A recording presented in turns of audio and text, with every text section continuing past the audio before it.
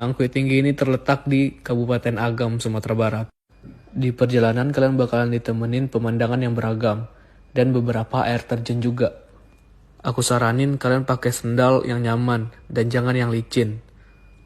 Untuk treknya di sini emang agak susah, tapi untungnya kita udah dikasih fasilitas kayak tali buat nyebrang sungai dan tangga serta tali buat mendaki. Jadi aman lah guys.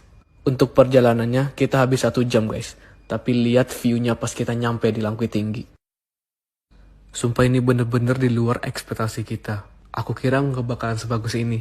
Dan ternyata, ini mah surga dunia. Buat kalian ya, orang Sumatera Barat, tapi belum pernah kesini. Aduh, rugi banget guys. Air terjunnya itu bener-bener gede, jauh lebih gede daripada yang kelihatan di video. Kalian mau foto berdiri di mana aja, hasilnya pasti bakalan bagus.